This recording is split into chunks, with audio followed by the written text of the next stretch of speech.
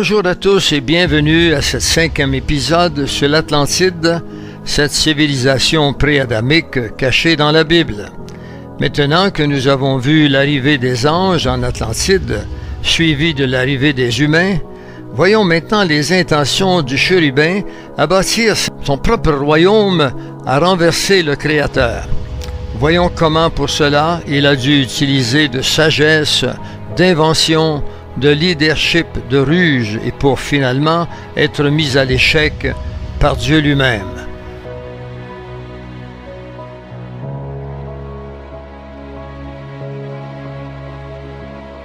Bien plus qu'Ézéchiel, le prophète Isaïe va nous révéler de façon précise l'ambition folle nourrie par le chérubin sur la terre et va dévoiler les mobiles profonds de son cœur qui le conduiront à sa chute. Tu disais en ton cœur, je monterai au ciel, j'élèverai mon trône au-dessus des étoiles de Dieu, je m'assiérai sur la montagne de l'assemblée, à l'extrémité du septentrion. Ésaïe 14, 13. Voici quel sera le dessein nourri par l'ange qui connut le mieux le Créateur. Isaïe nous montre qu'il aura un objectif clair en Éden, celui de remonter vers les cieux et de s'emparer de la montagne sainte de Dieu. Certes, on ne mentionne guère le nom de cette montagne dans ce passage, mais l'évocation des étoiles de Dieu, qui sont des séraphins, volant continuellement au-dessus de cette montagne et au-dessus de l'Éternel, trahit bien qu'il vise à cette montagne céleste.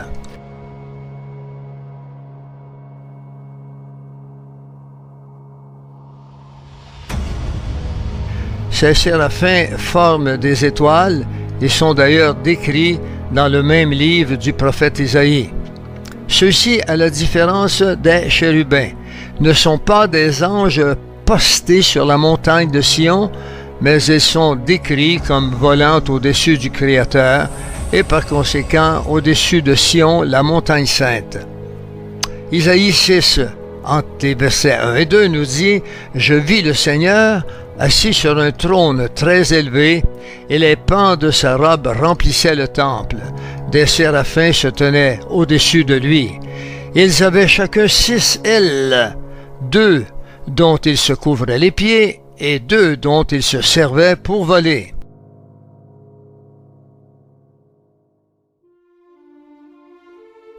Platon, le philosophe, relate à la fin de son ouvrage « Critias » que les yeux, appelés anges dans la Bible, furent rassemblés par Zeus au centre de l'univers, et quoique ne pouvant attester que ce lieu de convocation soit au centre de l'univers, le récit de Platon ne mentionne pas moins qu'une assemblée des dieux avait lieu dans les cieux auprès du Créateur de toutes choses.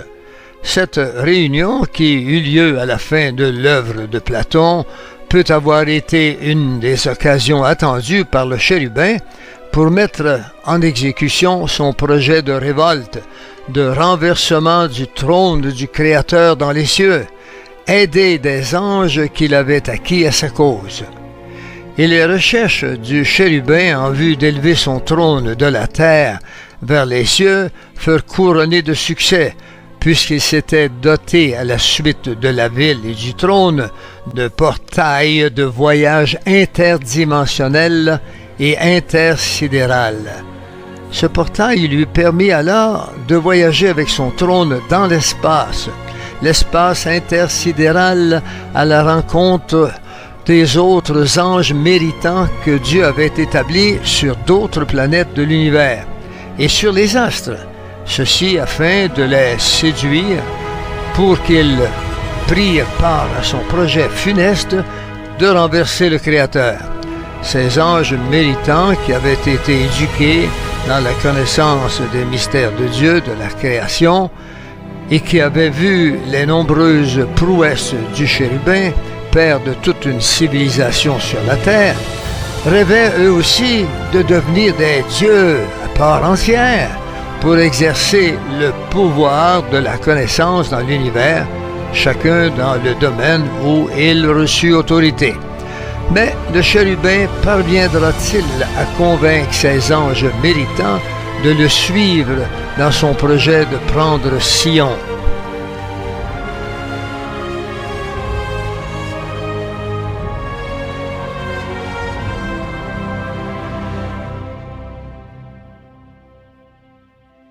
Nous avons dit que le chérubin avait bâti une ville et un trône, puisqu'il affirma être assis sur le siège de Dieu au sein des mers, en Ézéchiel 28:2.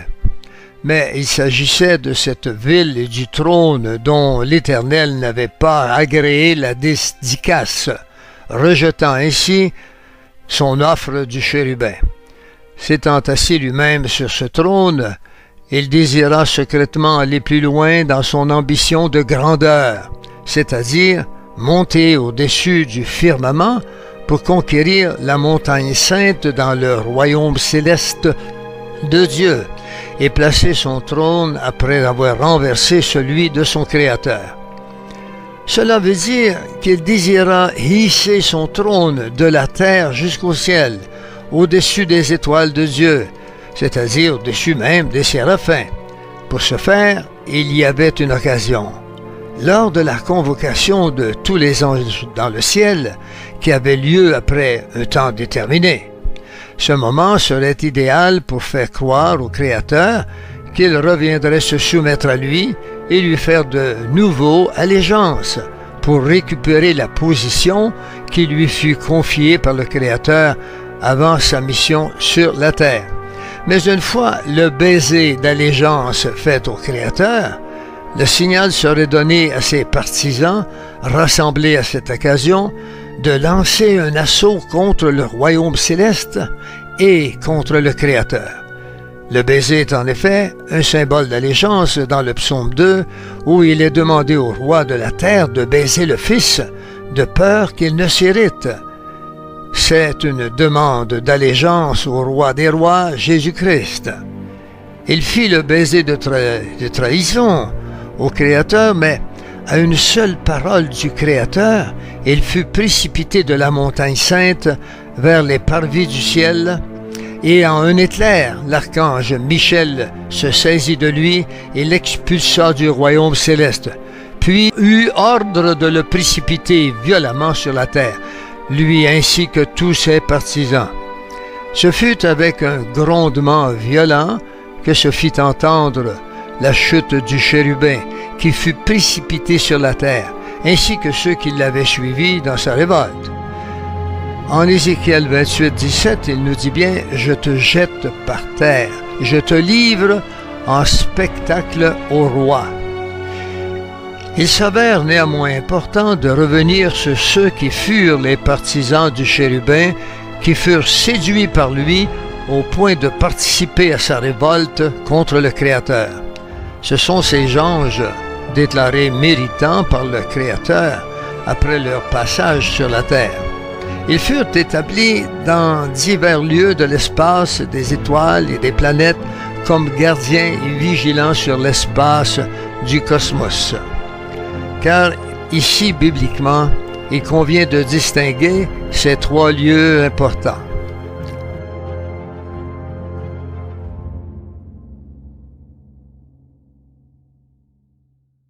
Premièrement, le premier ciel, qui est le ciel terrestre, c'est-à-dire notre atmosphère autour de la Terre.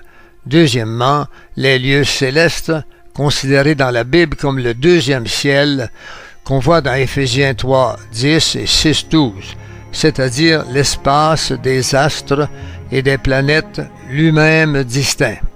Troisièmement, les cieux, considérés comme le troisième ciel, dans 2 Corinthiens 12:2, qui se trouve au-dessus de l'espace et des astres. C'est là que commence le royaume de gloire du Créateur Tout-Puissant, et que Jésus appellera son royaume le royaume des cieux.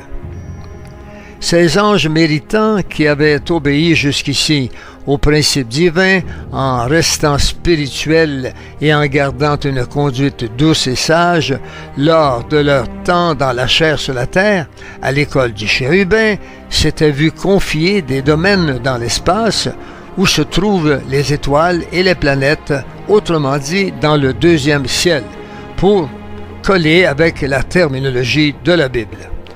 Ah, le chérubin persuada ses anges méritants, aussi appelés vigilants, d'après le livre d'Enoch, de participer à son plan d'attaquer Sion et de prendre le royaume céleste du Créateur.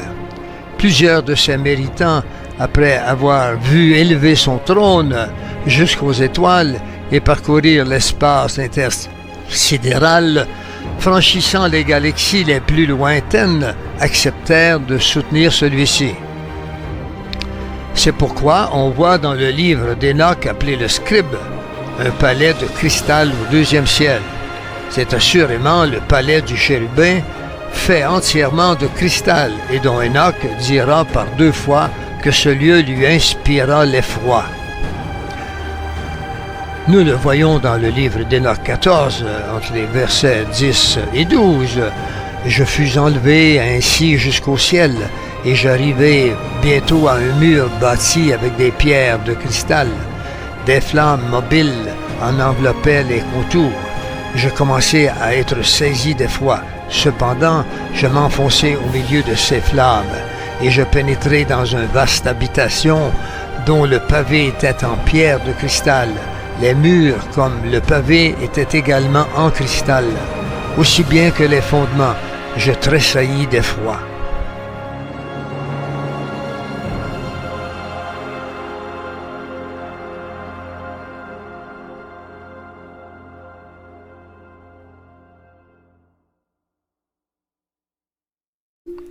Aussi plusieurs des anges de l'espace, esprits méchants des lieux célestes, ainsi que les appelle l'apôtre Paul, suivirent le chérubin dans son projet de révolte, en ayant reçu chacun la promesse de devenir un Dieu à part entière et d'avoir un royaume dans le deuxième ciel où il était placé en tant que méritant, autour d'un astre ou d'une planète de l'espace.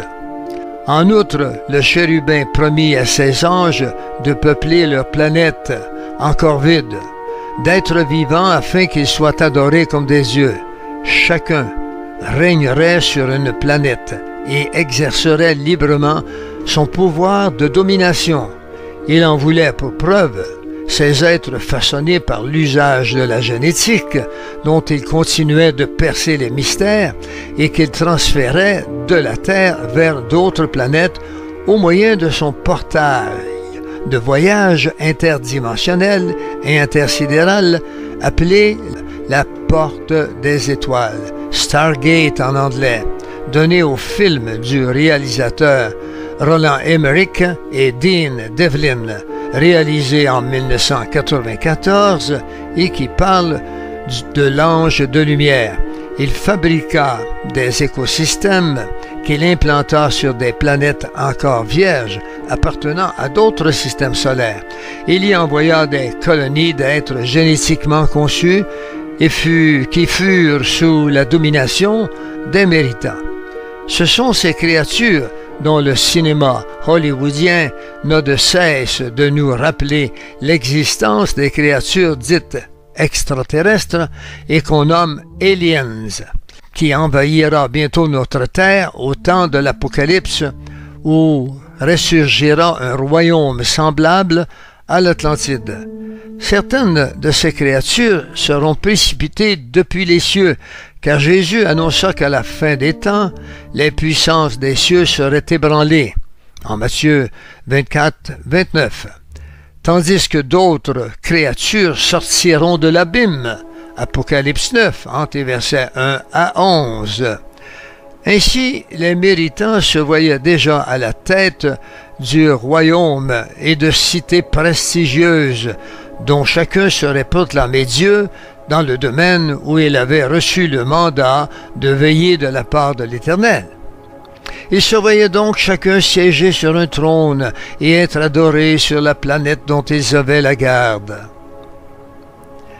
Je te précipite de la montagne de Dieu, et je te fais disparaître, chérubin protecteur, du milieu des pierres étincelantes. Ézéchiel 28, 16. Celui qui avait installé en Éden sa demeure ne souhaitait plus remonter auprès de Dieu. et reprendre du service en sa présence devant l'assemblée des anges. Il n'entendait plus rendre aucune gloire à son Créateur. Mais s'il avait annoncé au Créateur vouloir remonter au ciel auprès de lui, ce ne fut guère pour se repentir ou se soumettre à lui, en lui rendant toute la gloire, mais ce fut pour saisir l'occasion de renverser le trône du Tout-Puissant et de prendre sa place sur Sion qu'il convoitait tant.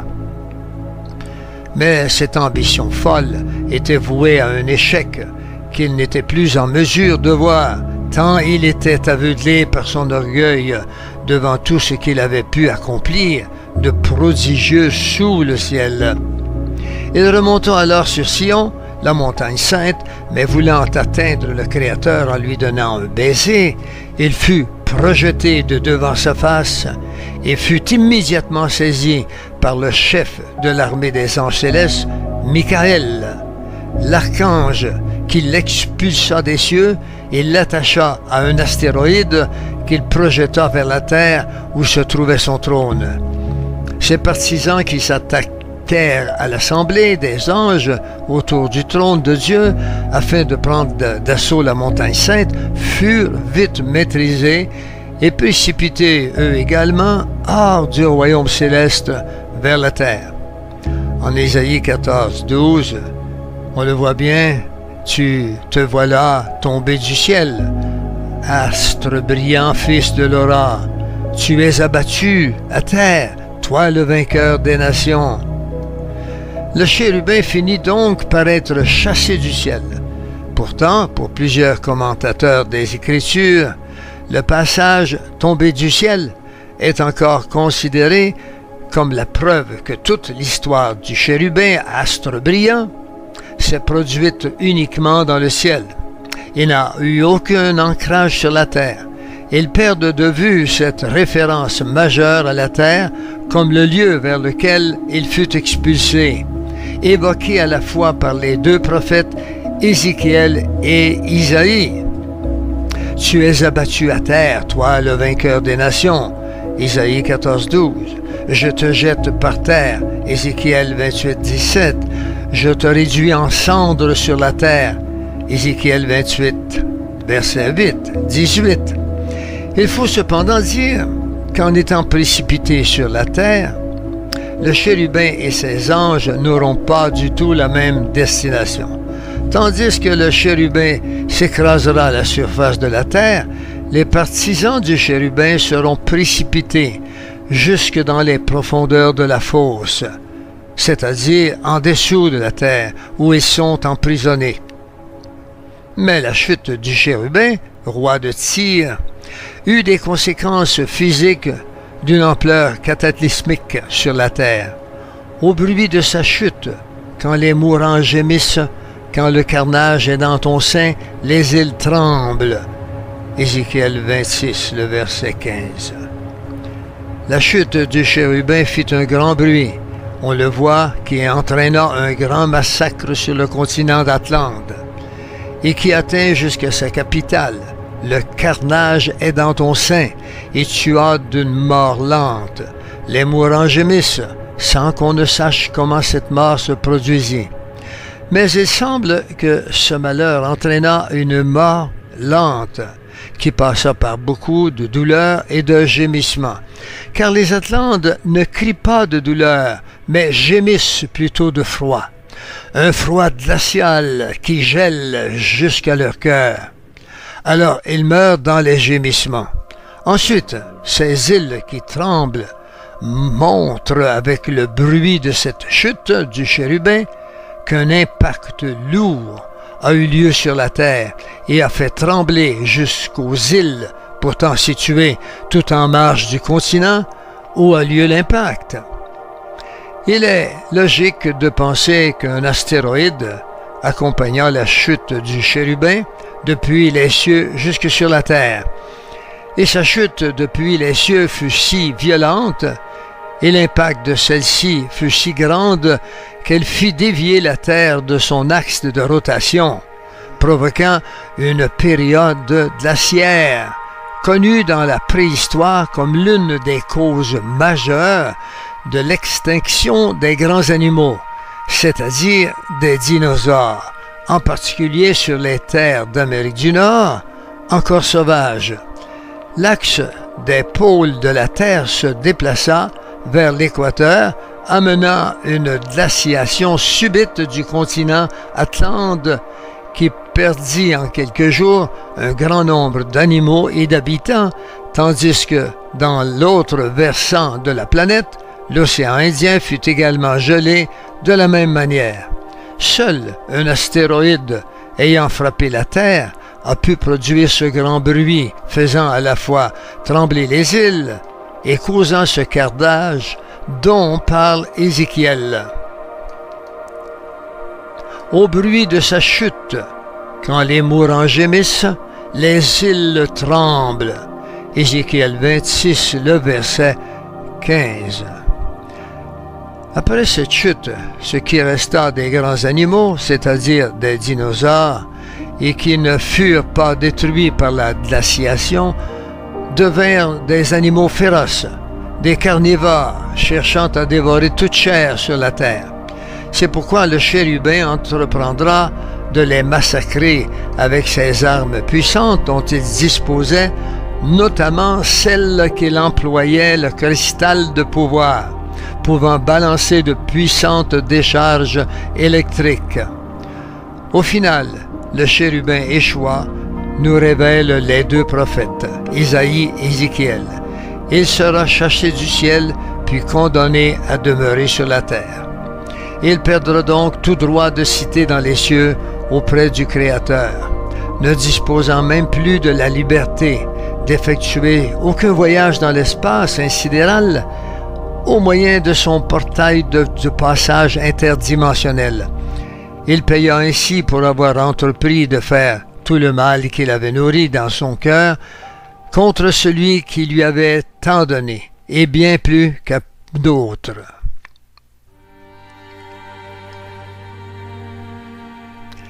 Je te livre en spectacle au roi.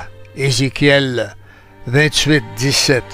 Nous avons dit que, d'après Ézéchiel, le chérubin fut semblable à un homme sur la terre, c'est-à-dire sans ses ailes. Et nous avons vu que, d'après Isaïe 14, le chérubin engendra une race hybride, appelée la race des méchants, avec la fille dont il tua le père et la mère, le premier couple humain sur la terre.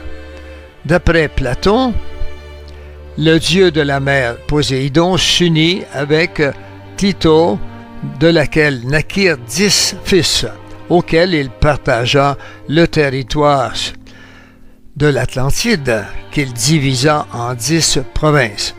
Et à chaque fils il donna la royauté pour gouverner son territoire. Ces 10 rois, Platon les nomme Atlas, Eumélos, Amphérès, Évémon, Mnéséas, Autostonos, Elapsippos, Mesta, Azaès et Diaprépès. Quant à la prophétie d'Ézéchiel sur le chérubin et son royaume, l'Atlantide, notamment au chapitre 28, on voit qu'il est fait mention de plusieurs rois sans toutefois indiquer nulle part quel était leur nombre. Ézéchiel 28, 17 nous dit « Je te jette par terre, je te livre en spectacle au roi. » Mais quoique ne faisant aucune mention du nombre de rois établi par le chérubin, elle fournit néanmoins un indice de ce nombre à travers les 10 espèces de pierres précieuses portées par le chérubin en Éden. En effet, il est logique de penser que ces pierres précieuses furent confiées à chaque fils comme objet de pouvoir, leur permettant de diriger chacun une des 10 communautés de l'Atlantide. Tu étais couvert de toute espèce de pierres précieuses, de sardoine, de topaze, de diamant, de chrysolite, d'onyx, de jaspe, de saphir, d'escarboucle, d'émeraude et d'or. Ézéchiel 28, le verset 13. Alors, il est logique de penser que le chérubin engendra jusqu'à 10 fils, auxquels il donna le pouvoir de gouverner même les anges à travers les 10 pierres précieuses qu'il portait sur son pectoral de prêtre et dont le porteur recevait un pouvoir particulier lui assurant de dominer une communauté. Aussi, ses fils devinrent des rois supérieurs aux anges en connaissance par l'effet de ces pierres précieuses, de sorte que les anges se tournèrent désormais vers les fils du chérubin, les Atlantes, pour recevoir une orientation lorsqu'ils faisaient face à tel ou tel aléa de la vie. Or, nous l'avons dit, la royauté n'était faite que pour les hommes sur la terre et non pour les anges, encore moins pour une race hybride, mi-ange, mi-humaine. Ainsi, le chérubin se détourna de son sacerdoce de prêtre pour établir sur l'Atlantide des royautés parmi sa descendance qu'il engendra avec Tito. Néanmoins, pour les anges qu'il souhaitait honorer, il établit des principautés sur des îles voisines de l'Atlantide. On le voit dans Ésaïe 23, le verset 8. « Qui a pris cette résolution contre Tyr, la dispensatrice de couronne? » C'est ainsi qu'il soumit même les principautés des anges aux 10 royautés détenues par ses fils, la race des méchants, la race atlante. Il est intéressant de voir que dans la Bible, le livre de Daniel, traitant des grands royaumes de la terre, fasse référence à 10 cornes qui apparaissent sur la tête d'une bête, symbole d'un empire qui dominera toute la terre à la fin des temps et dont la tête sera un chef qui parlera avec arrogance contre le Très-Haut. Ces 10 cornes sont un symbole de l'empire atlante. Daniel 7, versets 24 et 25. Les 10 cornes, ce sont 10 rois qui s'élèveront de ce royaume. Un autre s'élèvera après eux. Il sera différent des premiers et abaissera 3 rois. De même, on peut voir également que ce royaume à 10 cornes revient dans le récit de l'Apocalypse. Les 10 cornes symbolisant l'Atlantide se manifesteront à la fin des temps de l'humanité pécheresse, laquelle aura rejeté l'appel d'amour de Dieu à travers Jésus. Apocalypse 12.3, Apocalypse 13.1 et Apocalypse 17.12. Un autre signe parut dans le ciel, et voici c'était un dragon rouge ayant 7 têtes et 10 cornes, et sur ses têtes 10 diadèmes. Apocalypse 12.3. Les 10 cornes que tu as vues sont 10 rois, qui n'ont pas encore reçu de royaume, mais qui reçoivent autorité comme rois pendant 1 heure avec la bête. Apocalypse 17.12.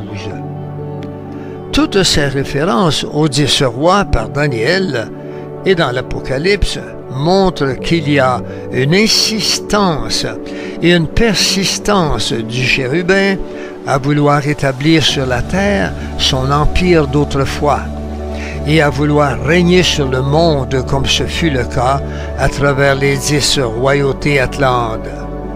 Si la Bible identifie le royaume de Dieu sur la terre par le nombre 12, les 12 tribus de Juda, les 12 portes de Jérusalem, les 12 pierres portées par le sacrificateur d'Israël ou les 12 apôtres de Jésus.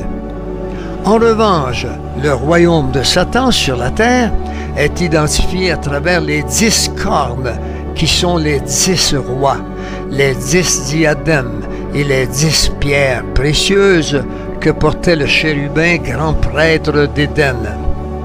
En définitive, on verra sous une forme autre les 10 rois atlantes ressurgir à la fin des temps, qui révèle que cet ange a atteint son but d'amener l'humanité à la révolte contre Dieu. Il faut voir Apocalypse 13.1, 17.3, 17.12 à 16.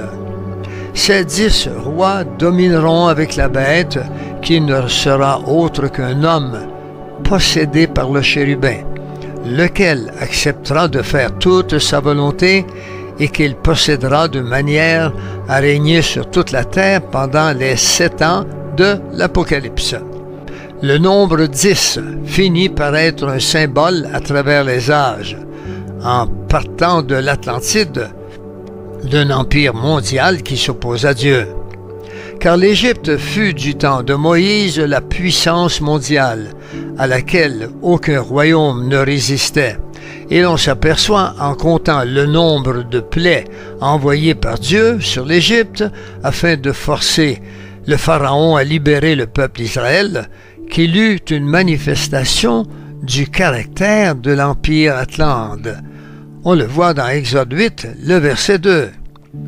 Le fleuve rouge de sang, l'invasion de grenouilles, l'invasion de poux, l'invasion de mouches, la mort des troupeaux, les ulcères sur le peuple, la pluie de grêle, l'invasion de sauterelles, les ténèbres en plein jour, la mort des premiers-nés.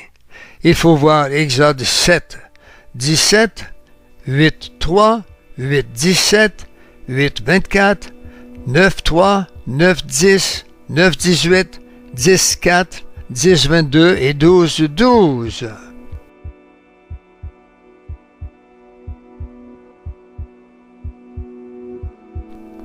Finalement, le royaume de l'Atlantide ressurgira à la fin des temps sous sa forme de 10 royaumes, à la tête desquels sera un homme possédé par le chérubin.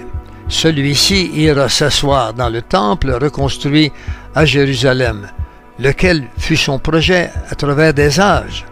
Alors il prononcera les mêmes paroles défiant le Créateur, ce qui entraînera la fin définitive de son règne. Chers auditeurs, se termine ici ce 5e épisode. Nous vous rappelons de référer au descriptif de chaque vidéo pour commander en ligne les ouvrages de l'auteur Éric Louambet. À bientôt!